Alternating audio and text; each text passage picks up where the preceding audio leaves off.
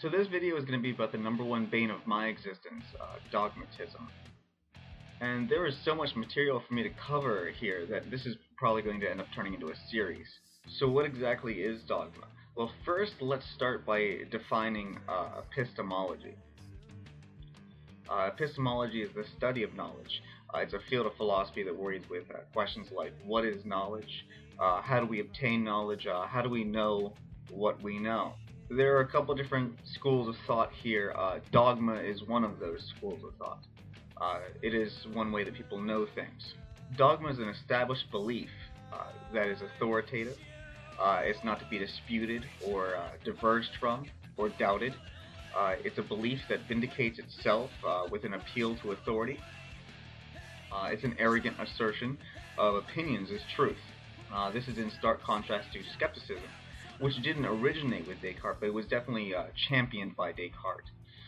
So why do I hate dogmatism? I dislike dogmatism because it effectively shuts down any kind of a discussion by asserting that one person's beliefs are the only acceptable ones. For instance, penguins are sea creatures.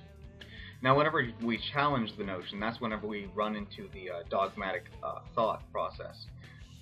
There's one or two responses to the challenge here. One of them is, that's just what I believe. The other one that could come up here would be, well, I saw it in a picture, and pictures don't lie. Now, this allows for these beliefs to be used as justification for any act without the need for accountability. Since penguins are sea creatures, then it doesn't matter if I poison the air or destroy the land in Antarctica. Now, interestingly, if we use this template, we find that all dogmas will fit into this by simply manipulating some of the details, but keeping the basic assertions the same.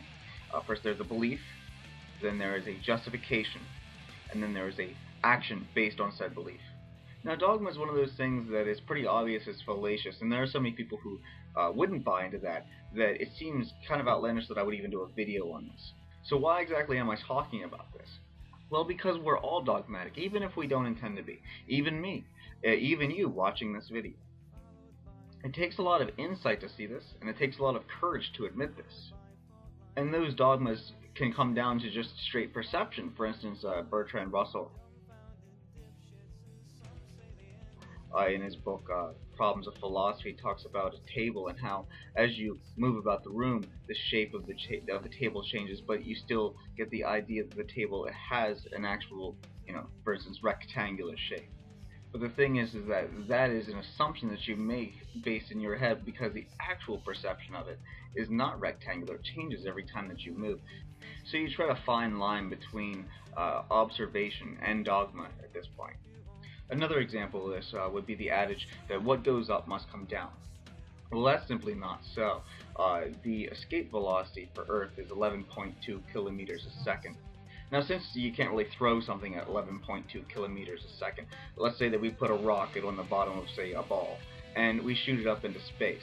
Now, with all that thrust going underneath the ball, eventually it escapes Earth's gravitational pull, and it would not fall back down to Earth.